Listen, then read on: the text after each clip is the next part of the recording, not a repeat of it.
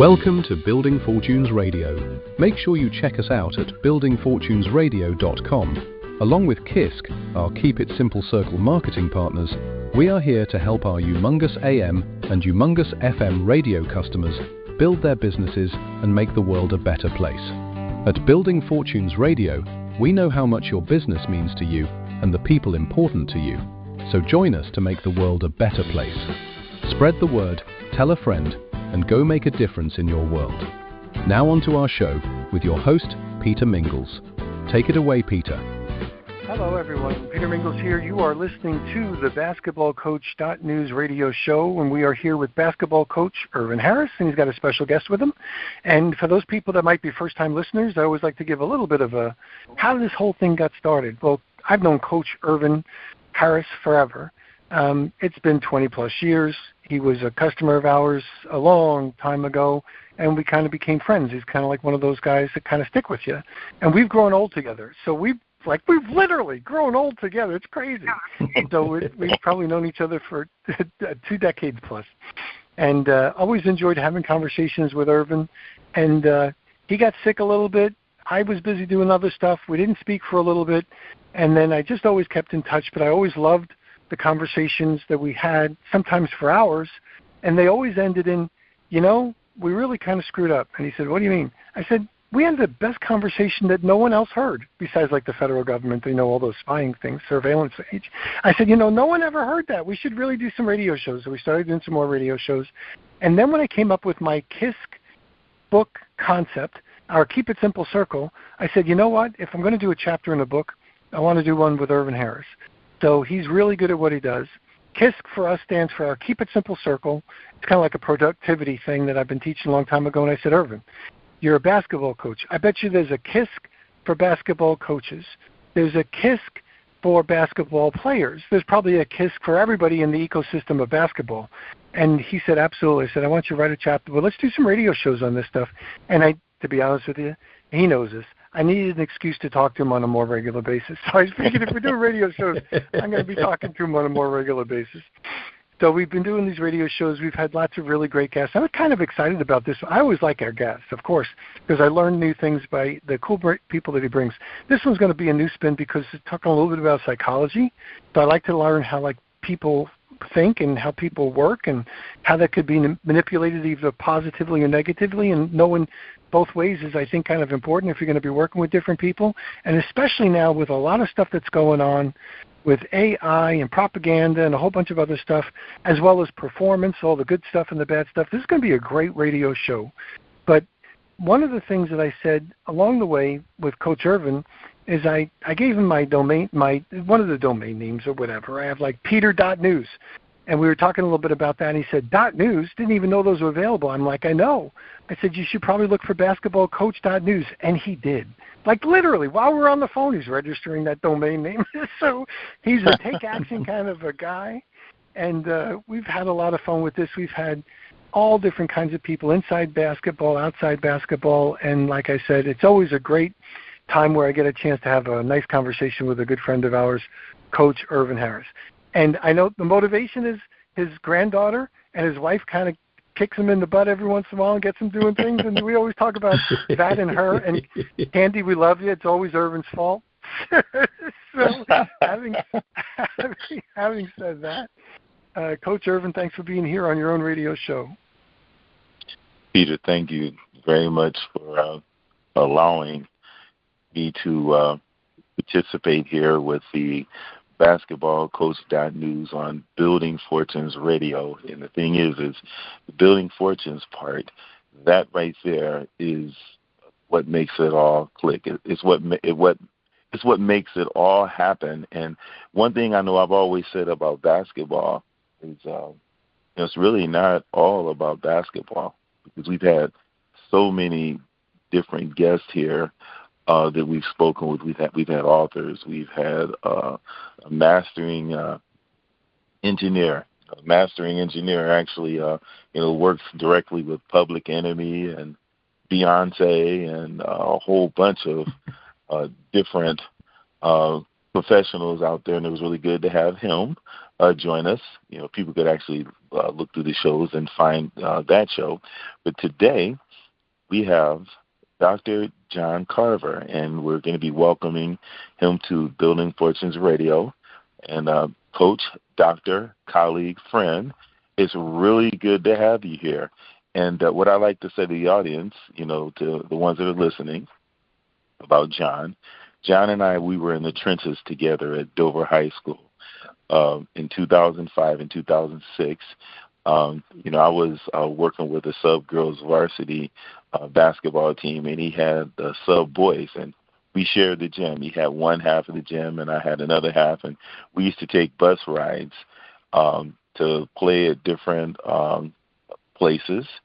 The rides weren't really that long because they were all in the state of New Hampshire, and again, we were in several different types of gyms, and at the school, we worked together as teachers. So we shared the teachers' lounge, and we saw each other at our best, and I don't really think about losses, because the way that I look at it is all about gains. And anytime any of the young people that we work with had an opportunity to get something or learn something out of their experience, I mean, you have a guy like Dr. John. Here it is 20 years later. And Coach, John, I was watching you in Maine this, a week ago this past Saturday. You were celebrating that Psi D that you earned. And, right now it's 4 decades later, and you're teaching at Dover High. You're coaching baseball. Now, you've done more years with baseball than basketball, and, now you're on a new mission, and you're looking to bring mindfulness to sports. And that's why this conversation that we're going to have today matters, because if a guy with 40 years of dugouts, nearly mostly 40 years, the baseball dugouts and detentions, thinks mindfulness is the next frontier for athletes, I think, Peter, we all should listen. So, John, welcome. And before we dive in, I just would like to ask you, how did it feel to celebrate that doctorate with family and friends, on the Saturday before the 4th of July? Well, hello, Peter and Irvin. Thank you for having me. First of all, it's such an honor to be on the show. It was overwhelming, and to have people that care about you to share in your experience. I had the great good fortune of celebrating personally with my brother and my 2 sisters in April, where we got together, just the 4 of us. And spent a couple of hours together over dinner, talking about our life and our growth and our experiences together, and how much I love them, and how much they've supported me. That day last week was really about my friends, and some who I hadn't seen in many years. One friend came by, a man named Doug Bennett, who very much mirrors my experiences. I hadn't seen him since we graduated from Linden State College back in the 90s, and it was just so nice to see them. And my beautiful wife Peggy and I are going to celebrate the completion of this together sometime soon too, where we'll do something special. But it was just wonderful to be with all those people and to watch you, Irvin, interact with strangers, with friends you haven't seen in a bit and stuff. You are a showman, and just wonderful to watch how comfortable you are with people and how people are drawn to you. It's really wonderful to see. Thank you so much. And our good friend Mike, I don't know what it was. When I walked in, it was just something about him that was just so cool. And he wound up being a very, very good sport. And you'll have to say hello to him for me. I would appreciate that. And now I absolutely will. Thank you. you just had that celebration up at your place in Berwick. That was the June 27th. Now, after 40 years at Dover High School, I would just like to ask you, what made you decide to go get that PhD now? Sure. Well, the short answer is personal growth. I pursued my master's in positive coaching and athletic leadership from the University of Missouri, starting back in 2019. And my mentor and advisor there, Dr. Greg Sullivan, who is a national expert on servant leadership, he suggested that I pursue my doctorate. And I was flattered that he thought that I could do that.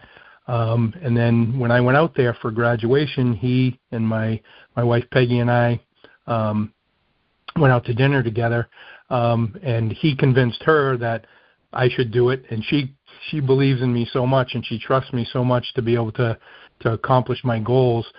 She really encouraged me to move forward with that, and it has been a wonderful pursuit, and I'm really glad that I did it. So what were the details? So what happened? You made the decision to do it, and then what'd you do? So I enrolled at the University of Arizona's global campus, so I could, pursue it online. And I decided through some thoughtful reflection that I wanted to find a way to help coaches help each other and help their student athletes in a positive manner. There's far too much negativity in our world today, and how can we find a way to create life skill development for the young people we work with and for each other. And I thought, well, the sports psychology mental performance is the way to go. And the University of Arizona's program allowed me the flexibility to make some decisions for myself as opposed to decisions that worked best for them. And I really wanted to focus on sportsmanship and find a way to teach coaches how to be more sportsmanlike. And that then fell into mindfulness and how that can enhance our experiences as both coaches and as athletes. So I did a systematic literature review and have developed a workshop centered around teaching mindfulness practices to hopefully enhance positive coaching and sportsmanship. Well, how long did it take? Like from the time you enrolled to the time you're... Sure. So I enrolled in September of 2022, and I finished in March of 2026. It was supposed to take 4 years, and I was able to finish it a little less than that. And some of that, Peter, was because it was a rigid choice on my part.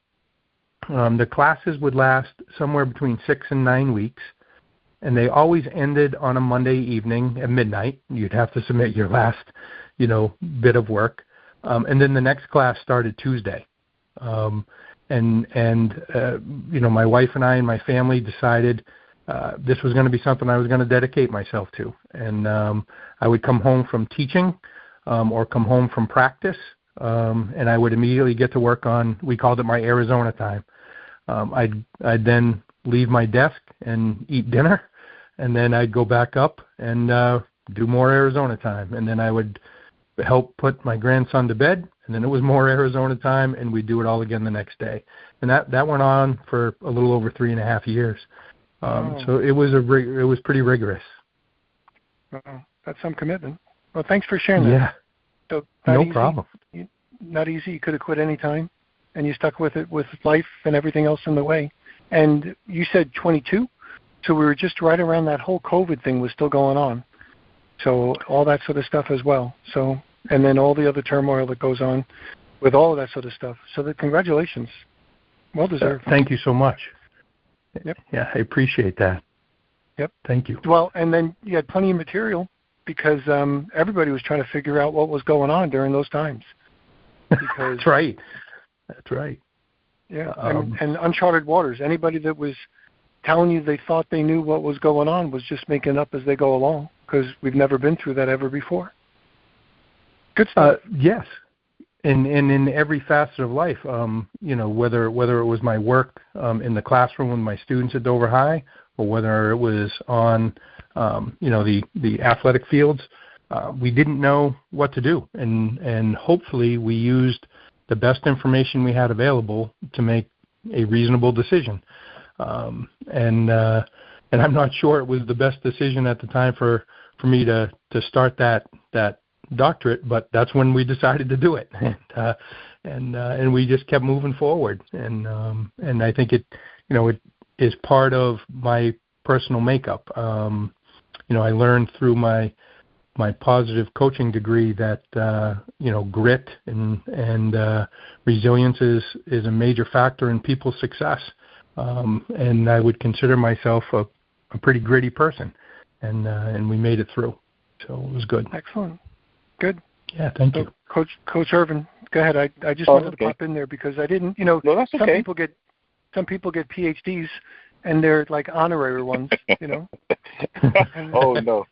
and then some people earn them. This is not an honorary. This is definitely one that came with discipline, hard work, focus, grit. I mean, you name it. And I mean, John, obviously, your roots are Dover. I was blessed to have that opportunity to be able to work with you as a colleague and also to coach with you, as mentioned on the onset of the show. And, we're going to definitely hit in a lot of different areas. And the main one I would like to ask you, or main question I'd like to ask you right now, has to deal with the young population. And you've been at Dover for 10 times 4, 4 decades. Yeah, I've been there as a student or as a teacher since 1983. Wow. So I've been there a long time.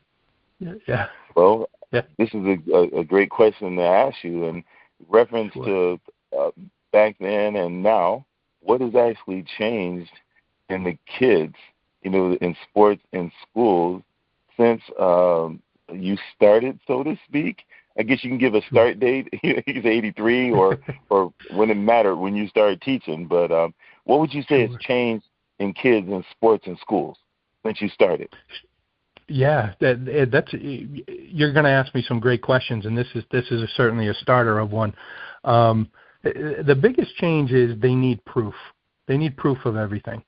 When I was coming up, if my coach or teacher said something, it was essentially gospel. Whatever they said was true, and you did what they asked, and you kind of move forward.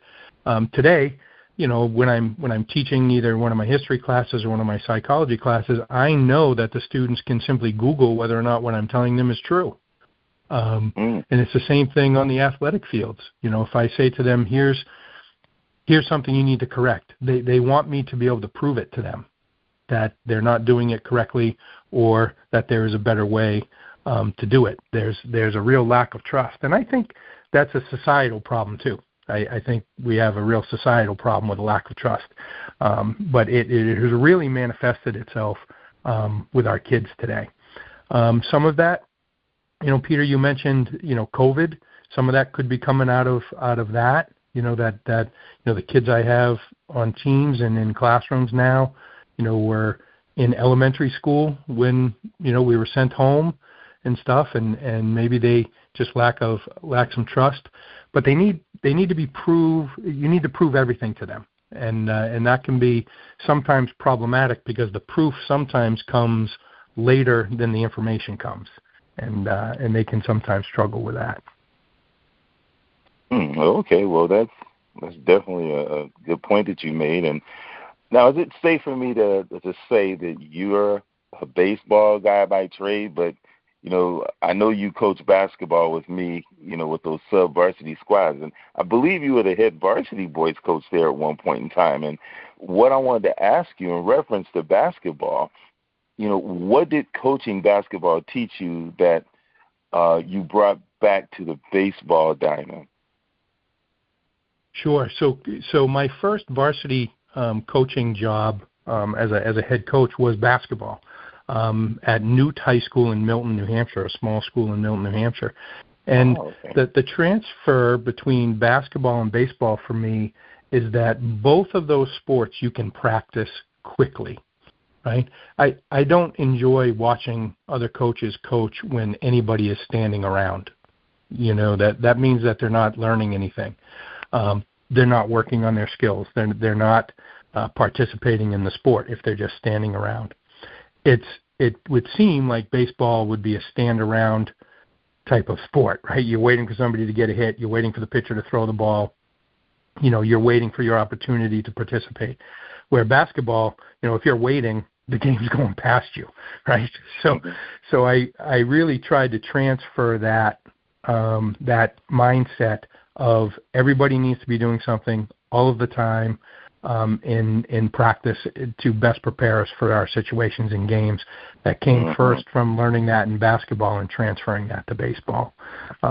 So yeah, that the two sports can reflect each other, you know, in many ways. Yeah, for sure. John, I definitely agree with the analogy that you gave in reference to preparing your student athletes for the game, the competition, and getting them ready in practice. Peter, that's one of the reasons why I always like to take and connect the sport. I know this basketball coach at News, but sports to life. And John, I want to ask you one question before we take a break here, because after the break, I think we're going to get into mindfulness a little bit more, which is the specialty and one of the reasons why I have you here. But what I would like for you to do is share anything that you might remember, you know, from your memory from that era that either makes you laugh or it teaches you something when you and I worked together in 2005 and 2006. I mean, is there anything that you remember from back then when we shared that gym together, we traveled to games, and we competed against other schools? Sure. Oh, absolutely. I enjoyed reflecting on this a little bit after seeing you on Saturday. The bus rides home are a great memory for me. Oh, no. What you taught me, Irvin, was to watch you coach as a coach, as opposed to watch the game as a fan, because I knew that as soon as we got on the bus, you were going to engage me in a conversation about some adjustment that you made or some change in performance that one of your athletes was experiencing. And I knew that I needed to make sure I saw it and make sure that I engaged in it with you.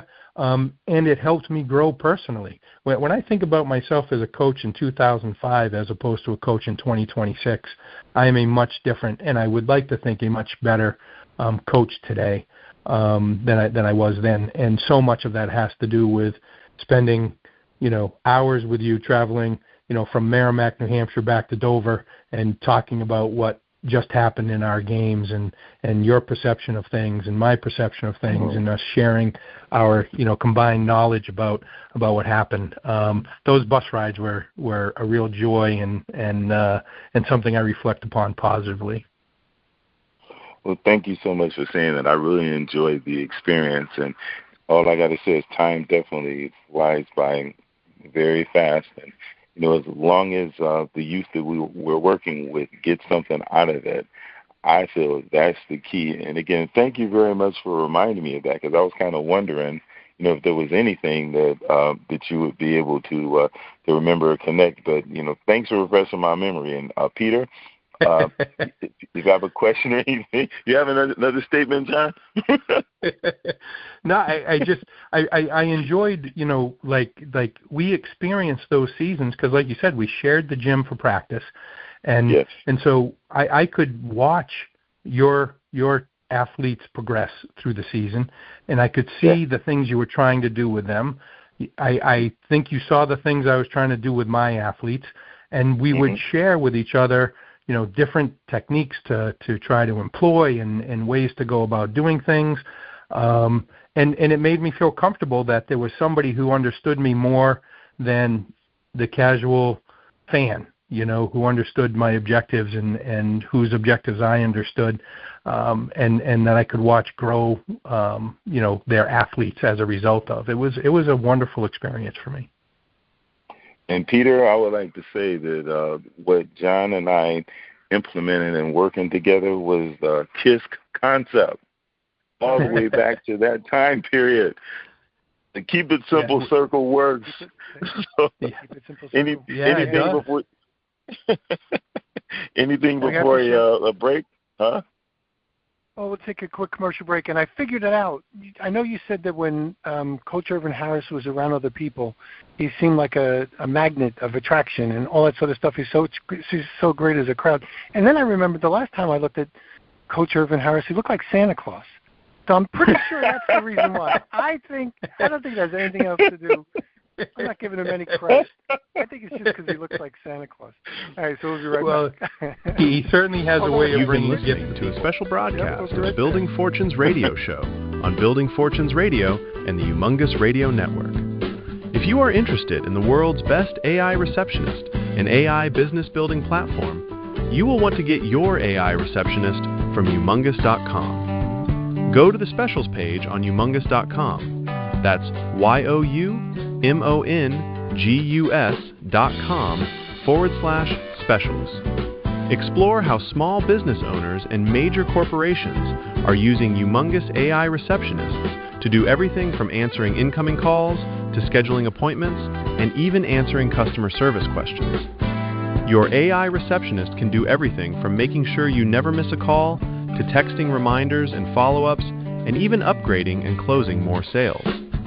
Your AI receptionists will help you increase your productivity in just about everything. Building Fortunes Radio suggests you have to check them out on the specials page on humongous.com. That's YOUMONGUS.com/specials. You can make your world a better place and help others do the same with the AI receptionists at humongous.com. Now, back to our Building Fortunes radio show. Take it away, Peter. And we are back. Peter Mingils here with John Carver, and then, of course, Coach Irvin Harris. We're talking about Psych ID or Psych PhD stuff. So John became a PhD. I have a question. We ran a radio show commercial about artificial intelligence. I don't really want to get there yet. I remember when I was a young man in the 1970s, I was in high school, and would have been, I guess, in the 80s when I was in college. And we didn't have the internet. So I didn't have to worry about, posting anything stupid because there was nothing to post. There was no such thing. And I didn't have to worry about anybody filming me doing anything or people's opinions of me other than the ones that I maybe knew about or cared about. So as a player and a coach, one of the things that I want to ask you, especially from the psych part, the psychology part, is how has the internet been positive as a tool or negative as something relative to all these athletes and the people that you're training? Sure. Well, the starter on the positive is there's a lot of information, a lot of very good information that our student athletes can access that can not only help them on their courts or fields, but can help them in their classroom as well. But with every touch of that good, there is the touch of bad. And there is bad information out there as well. The hope is that these young people have leaders that can help them disseminate the information in a way that they can use it in the most positive manner. Like you, Peter, when I did my undergrad work, there was no internet. It was time spent in the library going through book after book after book. And yet today I'm partly having this conversation with you because of the internet. The internet provided me an opportunity to take a doctoral degree from a university on the other side of the country. So it's benefited me as well. I really think we need to be careful with our use of the internet. And we have to disseminate its information in an appropriate way. And we need to make sure that we're guiding our young people in the best way we possibly can to help them benefit from it. So from the psychology standpoint, where everybody's trying to be liked, and everybody's comparing themselves to the image of what they might see behind that computer or that phone screen, has it been a more of a challenge for a lot of players and a lot of people? The want and need to be liked? It really has. And that's not something that's changed. I suspect that when you were in school and in high school, you wanted to be liked. I wanted to be liked. I wanted to fit in. I wanted to belong, all of those things. And one of the things that I think psychology can help, and mindfulness for short can help with, is us understanding that we as individuals don't really have a right to pass judgment the way that we do. We also don't have a right to decide what other people can or can't say about us without our knowledge. And what I mean by that is if there's somebody who goes to one of my games or sits in my classroom and doesn't like the way I teach or doesn't like the way I coach, that's not my business. My business is to make sure that I do the best I can every day for the young people that I work with and lead them in a positive and an appropriate way, that I serve them in a way that's going to benefit them. If people don't like that, I need to do the best I can to recognize that my understanding of my role is to provide that kid with the best possible experience that I can to prepare them for their lives. Some people don't like the way I do it, and that's okay. Other people do, and I have to feel comfortable enough with myself to know that. I think one of the things that the internet and social media in particular has done is given us this notion that we need to have lots and lots of followers or lots and lots of people in our friendship group. And I think Irvin would say that, he certainly has a wonderful friendship group and a circle of lots and lots of people. But we all have that intimate group of people that we rely on and trust and that we're vulnerable with and that support us. And teaching our young people that that's the group that's going to support you the most and be there for you in good and bad times is important for them to know. I don't require thousands of followers to have a great life. I do require positive relationships with positive, loving, caring people who care enough about me to do the right thing with and for me. And if they can understand that will benefit them tremendously. Thanks for the answer. So go ahead, Coach Irvin. Well, I don't know. I was sitting here while he was talking. I don't know why I was thinking about, I'm going to date myself here, a commercial that was about the wide world of sports where it talked about the thrill of victory and agony of defeat. I don't know why that came across my mind. Do you remember that? I think it was an Olympic commercial on one of the channels. Yeah, the guy skiing and he falls. And, yes.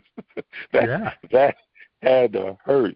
I don't know why that flashed in my head because I was thinking of the wide world of sports. And, John, here you are. Your specialty is mindfulness. And, man, you couldn't have picked a better specialty, in my opinion, because I've always known you to be one of the most mindful guys ever in reference to just how you dealt with people and how you deal with things. And, as far as the definition of your specialty, mindfulness, and I've had some experiences with parents, going all the way back. All the way back to '95 when I coached Pop Warner football, and oh man, I could tell you some stories. But let's go with that parent in the stand, or maybe even a coach at practice, or maybe even a coach during a game. And I've never seen you out of line. I've always in practices, coaching games, coaching, directing, supporting, helping, encouraging. That's all I've seen of you, John.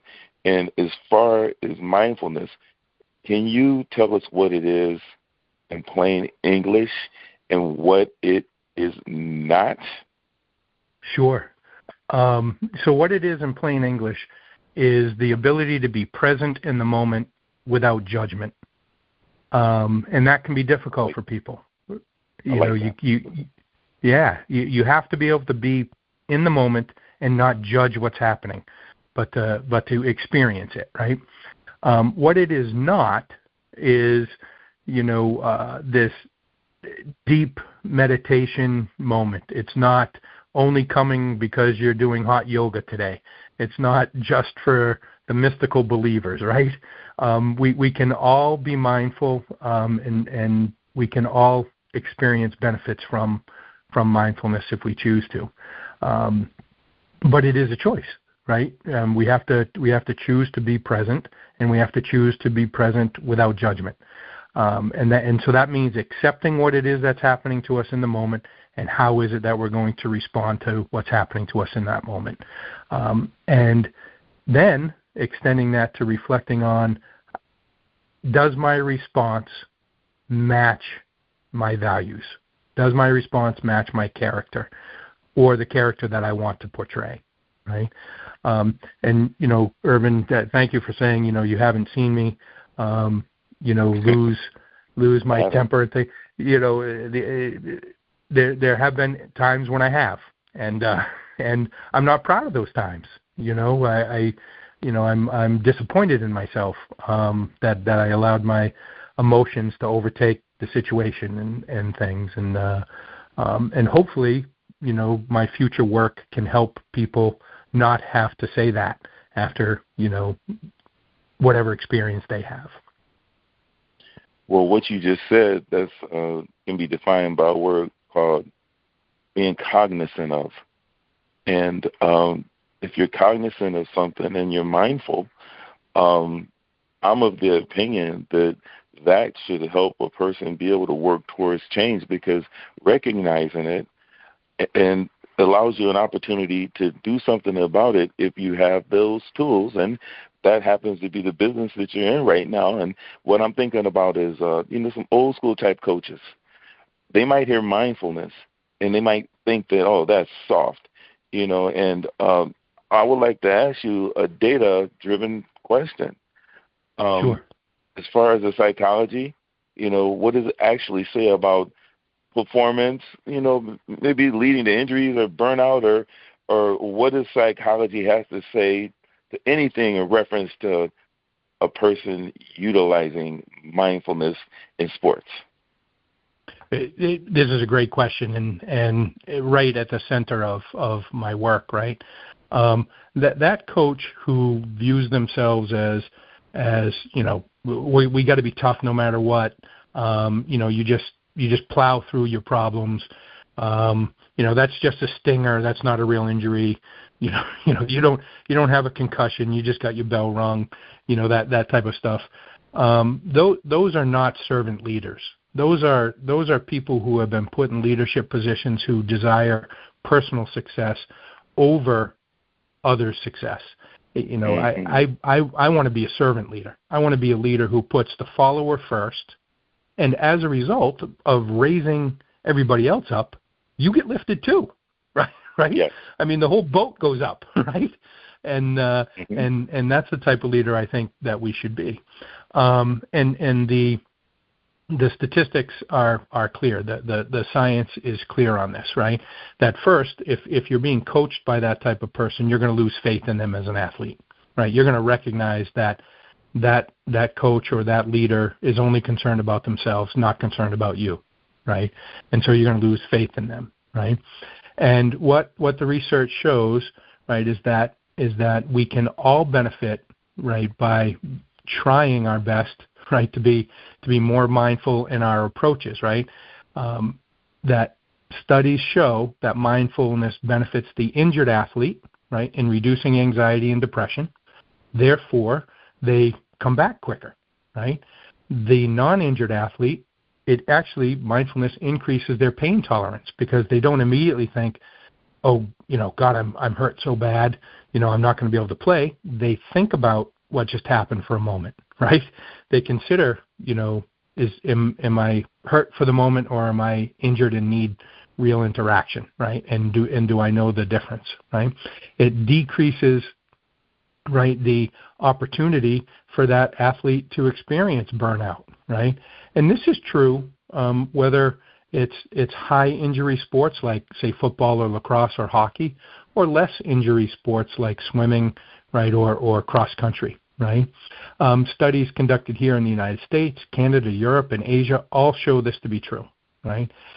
So if the coach or the mental performance coach who is teaching mindfulness techniques does so in an effective manner, they increase the likelihood that the athlete's going to return to their sport if they're injured in a mentally healthy way.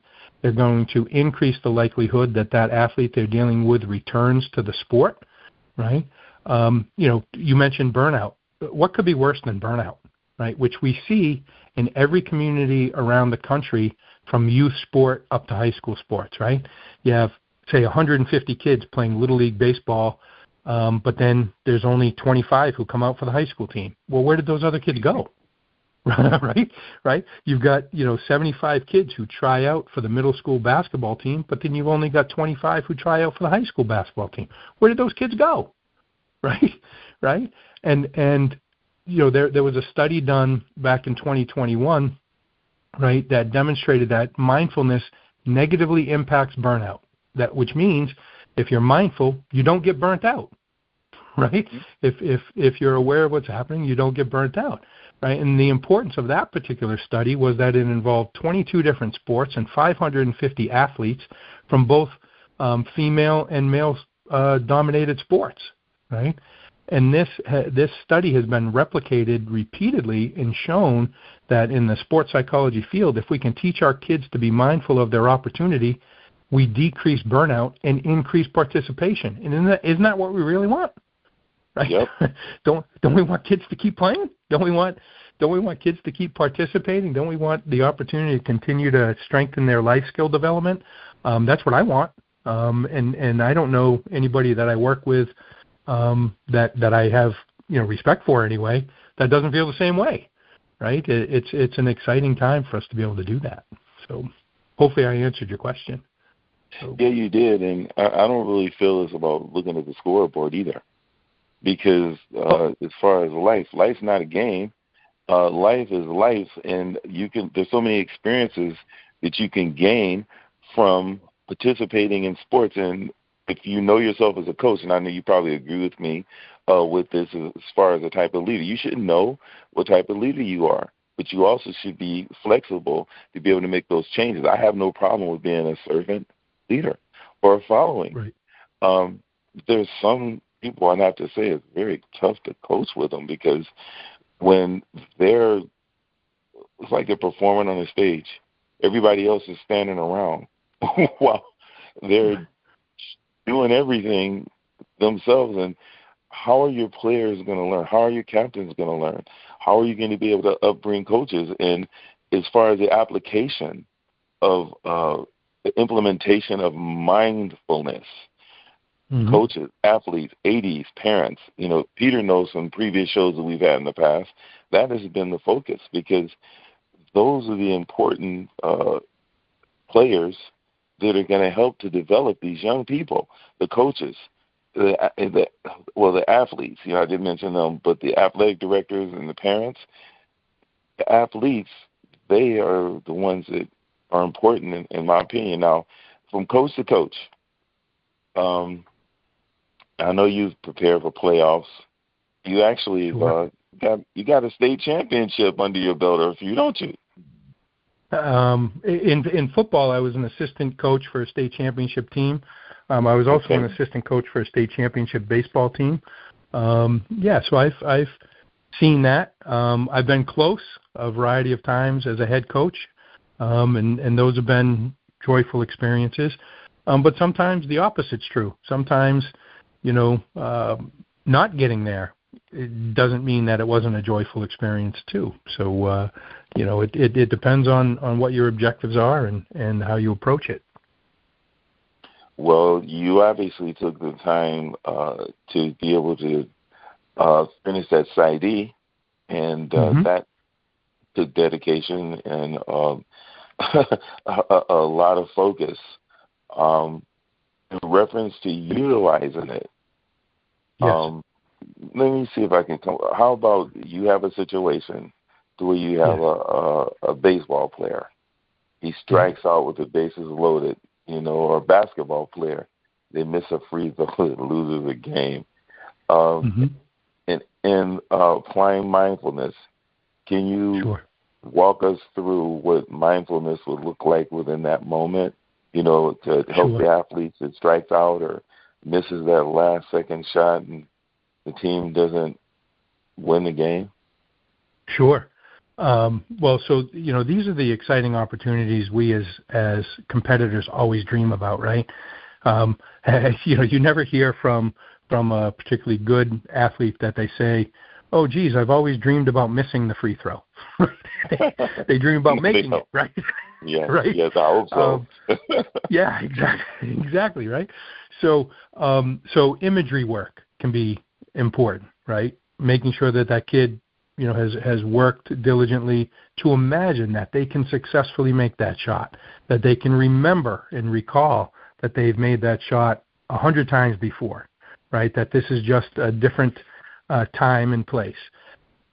Using mindfulness specifically, understanding to be present in that moment without judgment.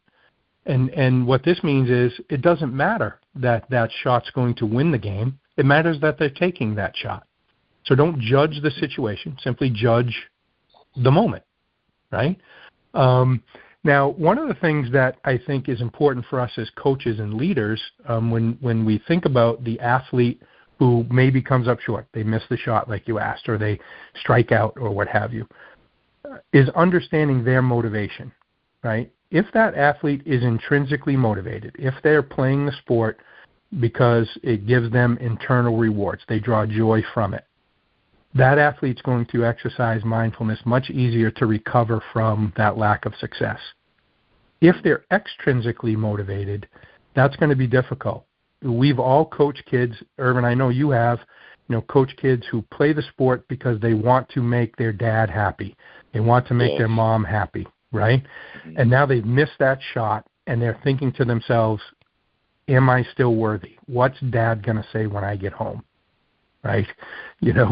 Are they going to harp on me because I missed that shot? Or are they going to say I should have done something differently during the game? And that's a real shame. And that's where, we have to continue to be that servant leader that helps that student athlete work their way through that moment, right? Because that can be damaging. Now, we've all coached kids who've missed that shot. We've all coached kids who struck out. We've all coached kids who missed the tackle or what have you, right? How about you say to them, how great was that you even had the opportunity to do that? How much trust must we have in you that you had the ball at the end of the game, right? Knowing that they were going to foul, or that you were up to bat and we didn't pinch hit for you, right? Because we trusted you to perform the skills we know you possess, to make sure that we lift that kid up, right? The best free throw shooters, right, in the NBA, what are they making? 75, 80% of their shots, right, from the free throw line? Yes. Which means they're missing 20%, right? And it stinks if that 20% comes in the last 30 seconds, right? Wow. Right? You know what I mean? Right? I mean, in baseball, if you're a 300 hitter, that means you fail 70% of the time. Why are we then surprised that somebody strikes out at the end of the game? They are not going to get a hit 70% of the time, right? Right. True. And so, if we can get the kids to understand, we've got the World Cup going on today, right? Right. It's exciting tonight, right? Right. We're going to play, Belgium in the World Cup tonight. How many times have we seen soccer players kick the ball towards a huge net and somehow miss it? Right. It happens because it's not easy. Because it's not easy, right? And stuff, and so helping that athlete work their way through that starts well before that opportunity to take that free throw, even happens, and it continues long after that free throw has been missed or made, right? If they're working with a coach who truly cares about them, somebody like yourself. Well, thank you so much for that, and I'd have to say definitely someone like you, and you have the. You're going to write the book on, the mindfulness aspects. I already know that. And, what I want to do right now real quick, because I know this is something that, man, we could talk about forever. I'm going to take because I'm thinking about the athletic directors and then the parents, because some coaches are pretty approachable and keep open door to the parents, and you have to be able to juggle. You have to be mindful. Your communication skills definitely need to be on point. But that athletic director, they juggle parents and some other tasks, budgets, athlete eligibility, and I was wondering if you could answer, and I'm going to do two-part. How does a mindful athletic director run a healthy program? And as far as the parents, because that's one of the concerns that athletic directors have, and parents are part of the pressure, as you mentioned, the ride home. Maybe the kid didn't hit the shot. The parents are overcoaching, and thinking about the athletic director juggling the parents along with their other duties.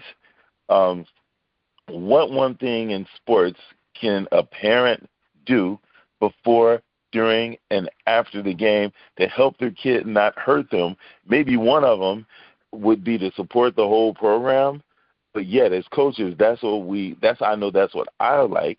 But again, that's kind of a two-part question in reference to athletic directors juggling the parents and their jobs, and how can they be mindful to run a healthy program. Plus, the biggest issue could be the parents pressuring the kids. And what are some of the things that the AD and even the parent can do, or the AD can help do with a parent that's been a little bit, what word am I looking for here? Well, they got to be diplomatic as best they can, right? Thank you. Diplomatic. Appreciate that. Go ahead. That's okay.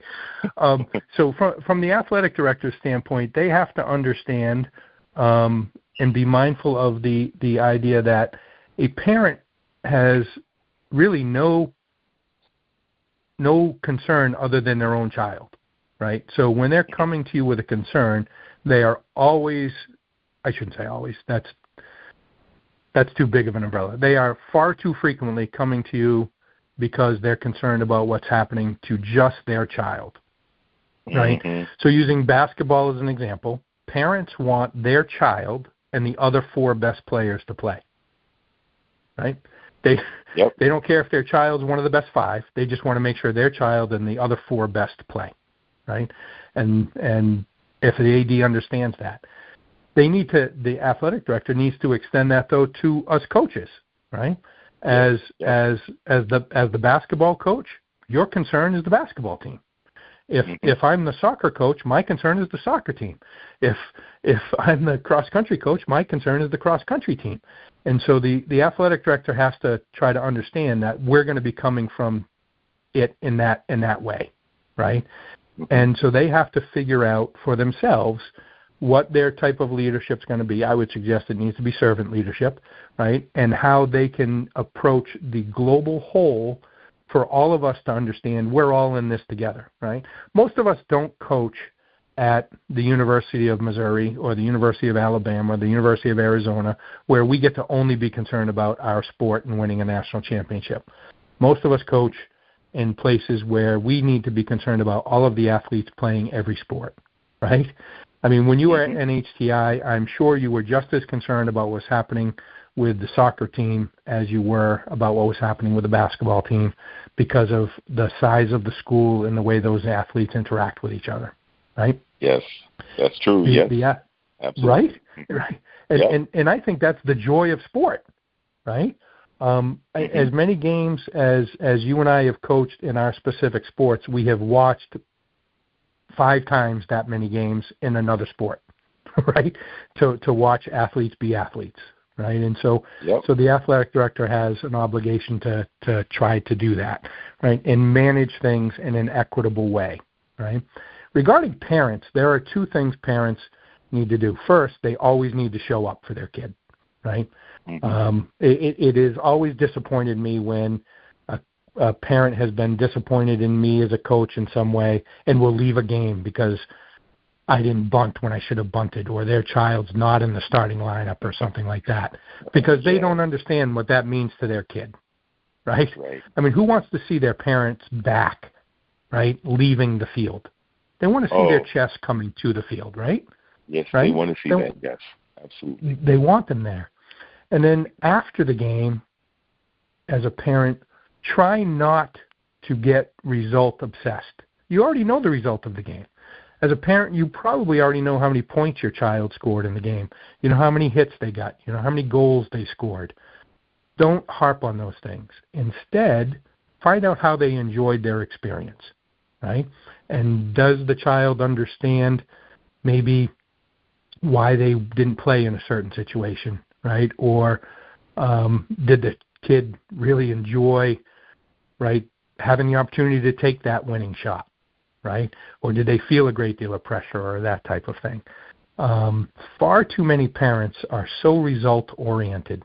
It's good. Imagine if you're a kid, right, and you're in that car ride going home, and your coach made a decision in the game, right, that maybe led to the victory or led to the loss, right? But you like your coach, and you're hearing it from your parent that the coach made a mistake, right? Well, you're not going to argue with your parent, right? Because you're just a kid, right? Mm-hmm. Right? And you love your parent. So the next day, now you're dealing with your coach who you appreciate, but you know at home you've got a parent who doesn't. Why would a parent intentionally ruin that relationship? Like, it doesn't make sense to me, you know. No, and it doesn't. Who does it benefit? It benefits nobody, right? No, right? It benefits nobody. But I hope I answered your question, or I hope I didn't go off on a tangent too bad. No, okay. No, you didn't go off on a tangent. But let's see if we can just cover some areas, heading towards the end of the show. Now, you mentioned parents in the car, the ride home, which would always be tough for the kids, and you've worked with thousands and have seen thousands of kids. Can you give us some warning signs of anxiety, pressure, or burnout that a coach or even a parent might miss in a athlete? What a great question. I appreciate that question very much. Yeah, so some of the things that we need to observe is what's changing about that athlete, right?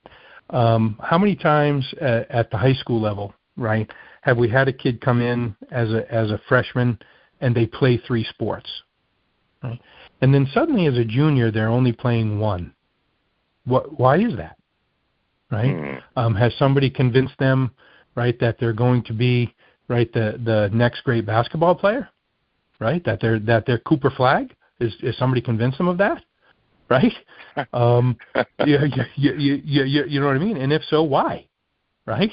Because think about some of the great athletes. Michael Jordan was a multi-sport athlete. Bo Jackson, a multi-sport athlete. Tom Brady, a multi-sport athlete. Right? So why did that kid leave those other sports? What's happening in those other sports that's causing them some frustration? What is it? Is it that they're not playing as much? Is it that they're realizing, Irvin's better at basketball than me, so I'm now just going to focus on baseball, right? That type of stuff. That to me is a red flag that can lead us down the anxiety or depression track, right? Another thing is what's happening with their grades, right? Are they falling off in school? And if they're falling off in school, why? Are they falling off in school because they're taking a class that they're not as prepared for, or is it class time management? Or is it that they're intentionally not doing well in school so that somebody will pay attention to what's going on with them? And if so, let's pay attention to what's going on with them and get them the help that they need. Does that make sense? Right? It makes a lot of sense. Right? And we often ignore that. Thinking about. Yeah, well, you got me to thinking, and that's about the building the future, which are our athletes. And you could even help those parents by providing, some one-on-ones, workshops. And, I was wondering, how would people work with John Carver? And, sure. Do you think Dover could be a model for mindfulness in New Hampshire high school sports? What do you think that would take?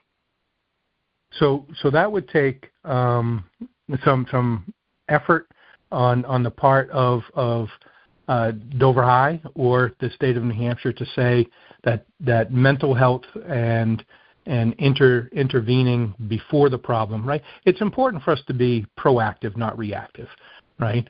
My area of expertise is really about applying mindfulness for performance and sportsmanship, right? So how can I help schools do that?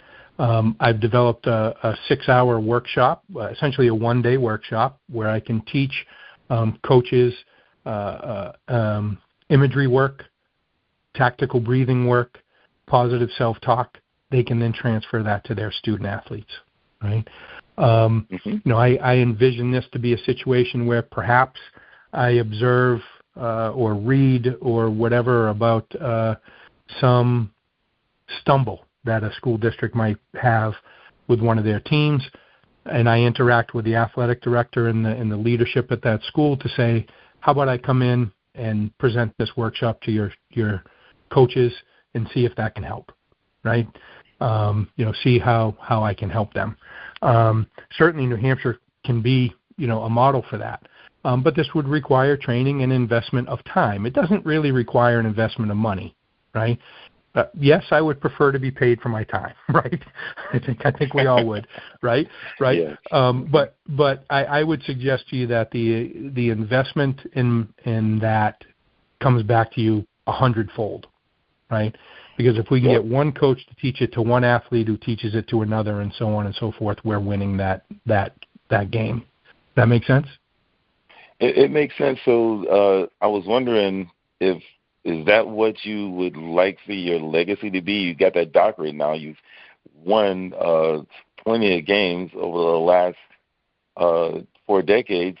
What do you want the next decade to look like in reference to your legacy? How would you like for that to look?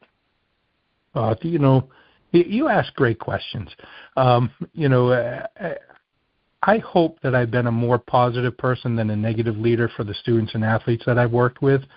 But I really want the next 10 years or more, hopefully more, right, to reflect my desire to serve those that I lead by putting their needs first, right? And I've come to realize that true success in leadership comes from lifting others, not by just lifting yourself, right? And so if my legacy can be that I can use my doctorate to help others be better every day, then that's outstanding, right? But really what I want my legacy to be is that people understood that I did the best I could to be the best person I could be today, and that I'm working hard to be a better person again tomorrow, right?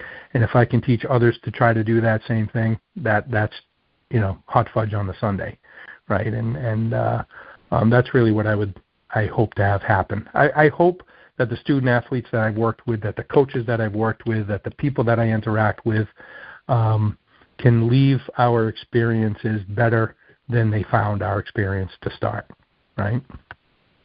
Okay. Well, I have one last You've done that for me, right? I owe that back to you, right?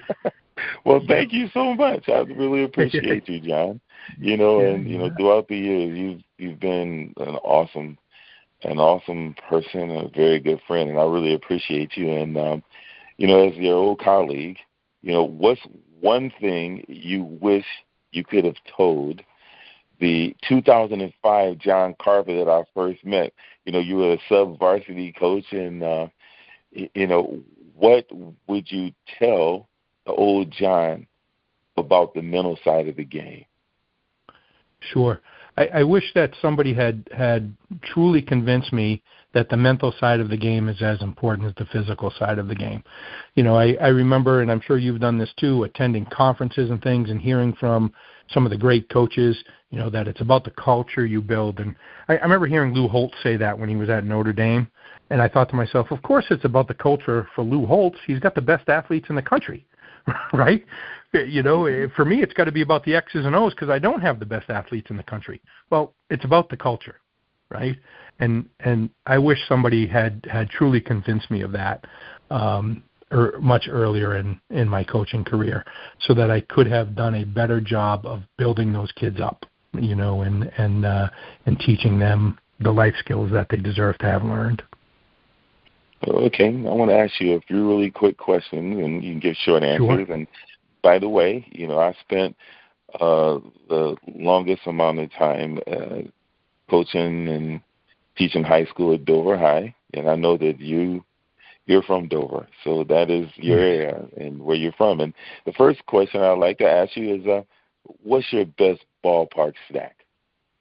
My best ballpark snack is a Sea Dog biscuit at Hadlock Field up in Portland, Maine. I love those 2 chocolate chip cookies with the ice cream in the middle. Nice. That's a fantastic ballpark snack. That's funny. Okay. How about the toughest out you ever coached against? That's a kid named Ethan Joyce from Exeter High School. Could not figure out how to get him out. I also could not figure out how to help our hitters hit against him. He was a great athlete, and he was fun to watch. But boy, he was difficult to coach against. That's for sure. Okay, one word to describe Dover High athletes. They're fortunate, and I don't think they understand how fortunate they are. They have a great facilities. There are excellent coaches there. There's a tremendous faculty there. They are very fortunate, and they should feel more grateful for what they have as their experience. How about breathing or visualization, using the breathing techniques or visualizing? Which do you teach first? Breathing techniques, because they are most easily applied during a contest. Right? You can practice your breathing in the middle of a game, right? Where it's difficult to practice your visualization work in the middle of the game. The game's going on, right? So so breathing techniques. Yeah. And the last one, what's the biggest lie in sports? The biggest lie in sports is? Yeah, that's easy. That it's natural ability that excels. It's not natural ability that excels.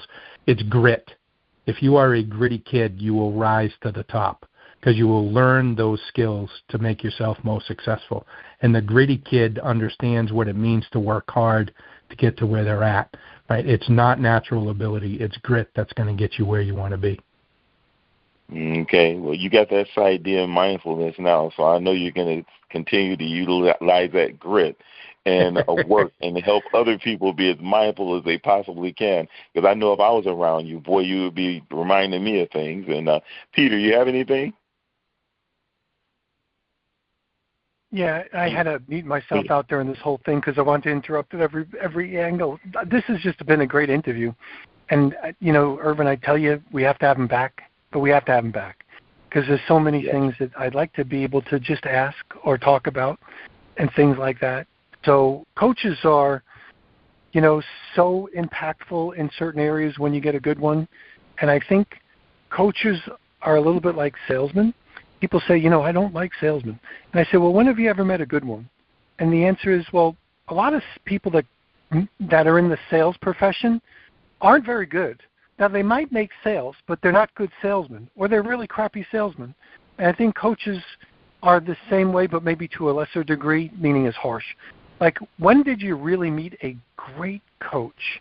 And I think many of us have the idea of what a great coach might be, but we probably didn't play under great coaches. Now, we might have played under coaches we liked, but when we look back and say, did he do any or all of the things that we're talking about here? Did they manage my expectations, breathing exercises? This is the very first time. I'm going to be 64. The very first time I've ever heard the word coach and breathing exercise in my life.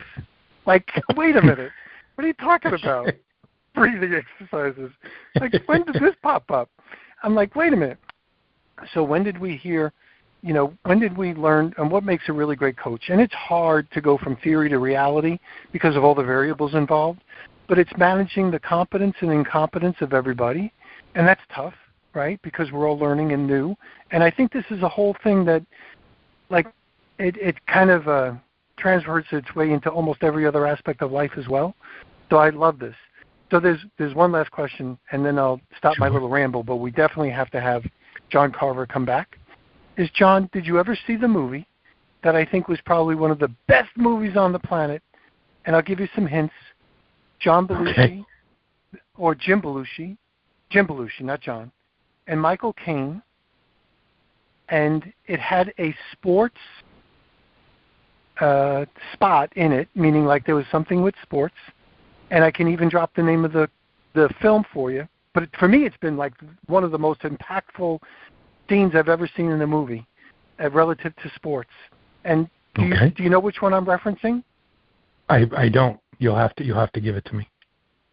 It's Mr. Destiny, and it's Michael Caine, and it was all about Jim Belushi, not John, Jim Belushi and Michael Caine, and it was all about the moment the kid's life changed when he struck out in that last inning of that last baseball game. And then Michael Caine came back as his guardian angel and reversed it where he hit the ball. It is probably it's the best scene on the planet. I'll send you the YouTube clip so you don't have to watch the whole movie, although I do want, you got to watch the movie. The movie's just kind of cool. But it is the best I've ever seen. And I won't spoil it for anybody listening in, so you go find it. Michael Caine, Mr. Destiny, and find that movie, find that one clip. And I'll send it to you as well, Coach Irvin Harris. But I really enjoyed this, and I know the impact that a good coach has, and as far as transforming or changing the lives of people and how great they can be and how tough of a job it is, because everybody's got an opinion. And they all make opinion based on things they don't know anything about. So it's a tough job. Right. It is a tough job. So my hat's off to you. I'm glad you got your doctorate. I'm glad you're making a difference in the world. And hopefully you'll have another 20 years to be able to make a big impact on this. So, Irvin, let's make sure we have him come back. Yeah, we'll have great to. Guest. Great guest. No kidding. So I'd like to Coach, say, I could chat with you about anything you want anytime. Well, thank I'll you. hold him to it.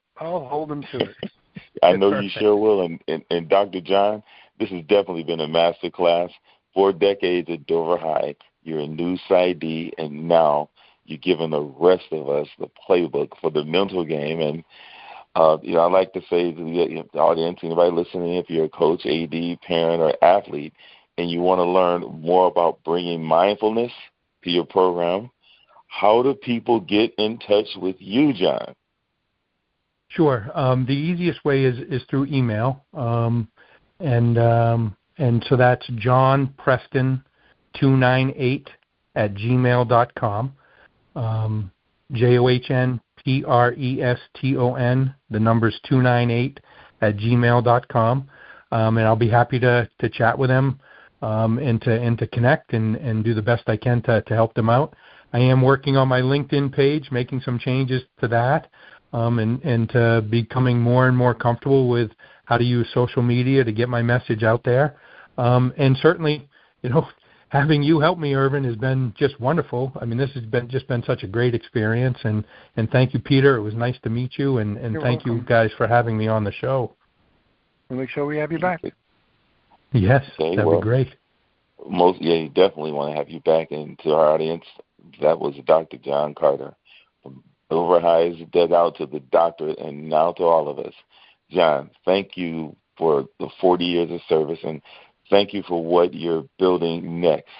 It was an honor to share a gym with you in 2005, and it's an honor to share this mic with you tonight. And Peter, any last words heading out? No, my head hurts every time we finish one of these great radio shows because you make me think so much. Awesome. So for those people listening in, make a difference. I mean, John, thanks, so much. It's Dr. John, I know, but thanks for making an impact in the stuff that you're doing. And for those people listening in, we work with a whole bunch of really great people. We're working with Beat Bob. So for those people unfamiliar with Beat Bob, he's a gentleman that actually plays volleyball, one man on a volleyball team against everybody else, and he does it so he can talk to the young kids about teenage suicide and social media pressures and vaping and a whole bunch of other stuff that's going on with social media. And people like him have an impact. People like you, Dr. John, have an impact. And a lot of the kids that are out there, there's more challenges for these young kids than there's ever been in our lifetimes. We never had to worry about any of the stuff that they had to worry about, and they have to worry about that, plus AI, plus this and that, and a whole bunch of other things as well. and it's challenging. So they need some good coaching and some good guidance along the way from every level. So thanks for being here. Thanks, Coach Irvin Harris, for bringing great guests. And we're going to catch everybody next time on basketballcoach.news. We'll see everybody next time. You've been listening to Building Fortunes Radio on buildingfortunesradio.com. Thanks for listening. Building Fortunes Radio is part of the Humongous AM and Humongous FM radio network. Be sure to check out the buildingfortunesradio.com website to listen to your favorite shows. You can also hear us on Humongous Radio and wherever you find your favorite podcasts. It's been our privilege to have you listen in. At Building Fortunes Radio, we wish you the success you deserve and are willing to work for.